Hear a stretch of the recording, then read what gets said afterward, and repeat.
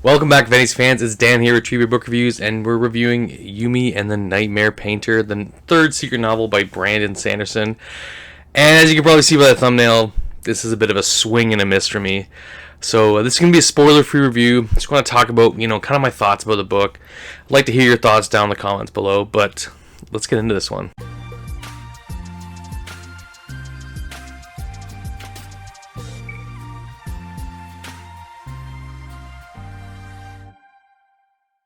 Big shout out to all my patrons. Your support means the world to me. Thank you so much. And a big shout out to my Old Man Willow tier, Paul, Powell, and Norbert. Your support means everything. Thank you. Alright guys, so let's talk Yumi and the Nightmare Painter. I'm going to break this review down into two parts. I'm going to talk about the good first, and then I'm going to talk about the bad. Going to be spoiler free for all this, but I'm going to say right off the bat, I did not like this book. This book is not for me. I'm not the target audience for this book. I feel more and more lately, like with Sanderson, like you're going to a 5-star restaurant and you're expecting like an amazing meal, and maybe this could be an expectation like I shouldn't have, but you go to a 5-star restaurant, but then you get a frozen burger and like frozen fries that you could have cooked at home, but you're paying restaurant prices. Maybe this is a bad analogy, but I feel like this for a lot of these books now, they've just been a bit of a miss for me. Except for the last one, I did really kind of enjoy The Frugal Wizard's Guide to Surviving Medieval England. But this one, not my favorite. Probably my least favorite of all the Sanderson secret novels so far. So let's get into the good things about this novel. So again, like all these other secret projects, this is a very simple, short read. It's only about 14 hours on the audiobook. You speed this up. You could easily speed this one up to 2 times the speed. Be done in about 7 hours. So again, quite a short book for Sanderson, like that 300-page mark. It can easily be read in a day. My wife read it in a day. It can easily be listened to in a day with the audiobook. I listened to it in a day. So if you really want that quick, punchy kind of fantasy with some pretty cool magic, you'll really enjoy this book. So again, the magic systems they're not very deep. They're very simple magic systems for this book. So if you're new to Brandon Sanderson, this is actually probably quite a good book for Brandon. Like there are some bigger, wider Cosmere connections, but you can probably just ignore those. If you want just 2 simple magic systems to get into, this is a good Sanderson book, where you can kind of just dip your water in. If you like the type of magic he's portraying, you're going to like his other stories. But then also kind of that segues into the very simple characters in this book. So it's kind of billed as like a teenagey romance. And the characters are very simple, but they're very Sanderson characters. So if you like the characters in this novel, you're going to like a lot of Brandon's other works. They're going to be very familiar, very safe, nothing outside of the box, nothing too crazy. But they're still kind of engaging, and you can kind of relate to them a little bit. They're not really self-inserts, which is kind of good, but there's also maybe not too much there as well, so you can kind of put yourself in the position of Painter or potentially Yumi if you're a male or a female reading this. So again, and if you do like body swapping as a trope, then you're gonna love this book. So that's one of the things I will give away. That this, I think it's kind of hinted at in the first few. It happens really early on the book, but body swapping is a thing. If you like that, you're gonna love this story. Okay, and the one last thing, it's kind of silly, but if you like Asian inspired, manga inspired stories, if you're a fan of manga or any kind of anime, you're probably going to like this story. Brandon's a very cinematic writer. I don't think there's a lot of action in this story, but he does write very cinematically, or scenes that you could probably pull out of anime or manga. And it did make me and my wife hungry a few times for a bowl of ramen. So I really don't have too much good to say about this book. This book really kind of fell down a lot under, much more scrutiny. It's Brandon doesn't succeed in this format. He doesn't do well in that 300-pager. He's really about that 500 plus pages where you can sink into the world building, have these very complex magic systems with rules where the rules in these magic systems really kind of fell apart. So I'm going to dive into this one a little bit deeper here. So let's get into the things I didn't like about Yumi and the Nightmare Painter.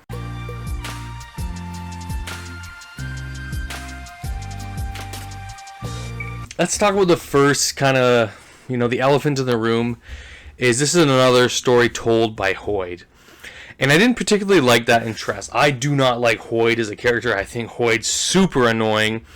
He's frustrating as heck. He's not funny. And this is a personal thing. Like, the humor of Sanderson does not click for me. And especially when it's done with Hoid. Hoid, it just felt unnecessary. There's another character attached to Hoid here, too, that's kind of adding to his POV narrative. Very unnecessary. Didn't like it. So I can't really say much more without getting into spoiler territory. I don't like Hoid. I don't like his narration. Hoid is not funny. It just felt really forced. It felt like just such forced humor. I didn't laugh once in this book. And like, I can say in at least Tress, I laughed a few times. And, the other one, I laughed a lot more because it's just a non-Cosmere related book. So I think when he just keeps tying in Hoid to these stories, it's not funny. It really didn't click with me. So Hoid, one of the biggest negatives in this book for me. So, this isn't very common with Brandon. This is one of the things that both me and my wife noticed very early on, that this book is very info dumpy. The first few chapters, probably the first 8 chapters, is just so much information is kind of dumped on you. And there's not a lot of dialogue happening at all in these first few chapters. Like, you're in the head of the characters of Yumi and the Nightmare Painter. They're all having kind of internal monologue, but you're never really like actually reading any dialogue. So everything's kind of just being dumped on you by Hoid and these two characters. So it can be a little overwhelming at like certain points. And obviously it's done because it's a shorter novel. It's like 300-ish pages. He's got to kind of get the main points to you so you understand the magic systems. But it didn't work. It just felt like it felt this really heavy like kind of beginning for a really light story, actually, and I don't think it really lended well to like the telling of this story. So the beginning felt really contradictory or really out of place to the rest of the novel. So that was another thing that I thought was just very kind of off-putting for a Sanderson novel. So this is kind of billed as like a romance. I said it's like a teenage romance with the characters of Yumi and the Nightmare Painter. But these characters have like zero romantic chemistry together. Like, so my wife reads a lot of romance novels. She reads around 300 romance novels a year. I consider her a romance expert. And she said, yeah, like these characters have zero romantic chemistry together. And I would kind of agree. Like, I've read a few romances. I am by no means an expert. But these characters did not feel like they were in a romantic kind of situation all the time, and it felt more like a brother-sister or like a friend kind of relationship. Maybe this could be debated. You can maybe comment down below if you did think it was a good romance, but I never felt like these characters would fall in love or that they had a very deep romantic connection towards each other, and especially like just in the situation they were in. It didn't feel like it worked, and in the end, it was a really kind of quick ending and epilogue and tying up of like the story. And you're like, okay, I guess I'll just take your word for it. So that's how I felt, at least by the end of this story, that the romance wasn't strong. Like the main, the protagonist of the Nightmare Painter, he's not super interesting. And he's not a really good, like, heroic kind of romantic character, which you would traditionally see in a lot of romances where, the female character swoons over this character or, has like an immediate physical attraction to them. It's not really there in this kind of novel, which is fine. Like, maybe this is kind of just playing on the themes of like a Japanese or like manga style, like a story where there isn't that immediate attraction, but there's like a building of affection. But yeah, I just felt kind of forced a little bit. But kind of going into the characters of Yumi and the Nightmare Painter they're not very interesting. There's not much there, like I said, going on with these characters. They're not super interesting. They're not super fleshed out.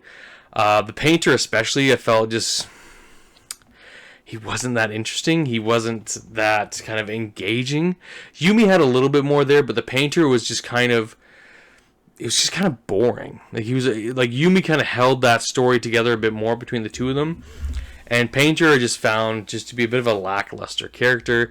Didn't care too much. I mean, I didn't care too much about either of these characters. Didn't really care about this romance that was supposed to be there. And I never really felt invested because there was never a lot of stakes going on in this story. And this really kind of plays into the magic systems where they didn't super work very well for me, as especially with Nightmare Painting. Like, we've all, had nightmares. Everyone has had a nightmare at a certain point of their life. They're scary. They jar you. They wake you up. They terrify you. You can fall back into the same nightmare. But the nightmares are not scary. Like, they really are contrary to what a nightmare is. And so you have these nightmare painters who paint away these nightmares, right? Or they nullify the nightmares with their painting. But they're never scary. You never feel the threat of them. And you never feel like the nightmare painters are doing anything. So there's, you have the main character who we call Painter, but then there's other nightmare painters that you will meet in this story, and they never seem to be fighting nightmares. They never seem to be doing a damn thing. And it really kind of lets that whole system fall down as a magic system, because it's really cool. It's a cool idea, but in execution, it never really came together. You never really felt like the fear of these nightmares. And like I said, as a very human experience of fear, you know what a nightmare feels like. They wake you up, you jump out of bed sometimes, and you maybe have to catch your breath, or you're terrified. And these never felt terrifying. So and that's the thing, like you never felt like your characters were in trouble. Like, I never worried for Yumi or the nightmare painter. I was never scared for them. And like, especially in like a romance where, where these characters are kind of situated, you're like, anything could go wrong, should be balancing on a knife edge, and like they could be lost forever from each other, but you never really felt that or really cared too much. So yeah, so that was one of the things that really kind of fell down for me, was like the nightmare painting. It sounds cool. In execution, not very cool. There's also another type of magic system going on. I'm not going to really explain it or talk about it too much, because it would just get into spoiler territory. But there's like another magic system it's kind of seen as an artistic form on Yumi's side. It's just, again, super boring. It's like not interesting. I think it's one of those things, like, you have to visually see it for it to be cool. But like reading it, and same for the nightmare painting too, reading it just doesn't come across well. So that's kind of my gripes on the magic systems in this book. So the last thing I'm going to say is that this novel really kind of just falls apart under further scrutiny. Like, the more I think about it, the more I talked about it with my wife, the more we discussed it, it just falls down. Like, the ending falls apart a little bit. Nothing seemed to matter almost with these two types of magic systems in this world. Like I said, the romance didn't super work for either of us, so it was just like, okay, like, it just, the more I look at the ending of this book, and the more I overthink, and maybe this is the problem, I'm overthinking it. This is a very simple, like, YA kind of romancy story. It just falls apart, and, maybe we aren't supposed to scrutinize books, but, looking at it from a review point of view, the book kind of fell apart near the end. So, this is definitely the lowest rated Sanderson, of the short stories for me. I would say it's like a 2-star. Going to my kind of rating system, I would give it a D for donate, because it's just not my type of story, like romances in general. I'm obviously going to keep it because I got to wait for my beautiful copy to arrive. One last thing I will say is the art style. So I did kind of switch between the ebook and the audiobook.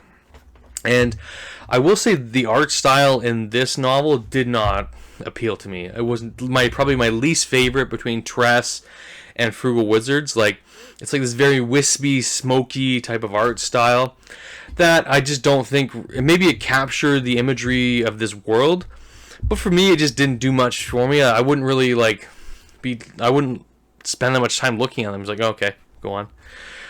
Just next page. Like, whereas I found in Tress and like the other ones, I was like really looking at the art, and it was all this art's beautiful. These ones are just not for me. So in the end, Yumi and the Nightmare Painter, it's my least favorite of the secret novels to date. And which is funny, because this one, I think everyone on Brandon's team said this was like their favorite. And it feels like now, like especially this one, and maybe Brandon did go back and edit these a little bit more, that he said he wrote these for his wife as something to do over COVID. And this one glaringly felt like this was written for an audience, not his wife. Like, written to be published and to be sold, to the general public. And like I said, maybe they were tweaked after the fact. Like, once his wife said, okay, you need to release these, Brandon, then he added some stuff to them. But in general, like this one just it didn't work. Probably not one I'll read again. Like I'll obviously when I get the copy, I'll do my unboxing and review of the books and like what's in the box. But in general, yeah, I probably wouldn't read this one again. But I will say, you know, if you're new to Sanderson, this would be a good entry point to Sanderson. Just kind of like Tress as well. I will say the ending is better in this novel than Tress. Like I like Tress as a whole more, but the ending in Tress I hated. And in this one, I just generally like wasn't really caring too much about anything throughout the whole novel. Alright guys, so that's it. My review of Yumi and the Nightmare Painter. Have you read it? What did you think? Did I miss the mark on this one? Did you like it? Did you hate it? Like I said, I'm kind of ambivalent. Like, it's a 2-star, like 2.5, like around that range. Like, I'm not going to, like, think about it that much more. I'm not going to lose any sleep on this book. But, you know, it's a fun Sanderson novel-ish. You know, if you like a really light story, dig your teeth into, there you go. But that's it for me, guys. I hope you enjoyed this review, and we'll see you on the next one. Cheers.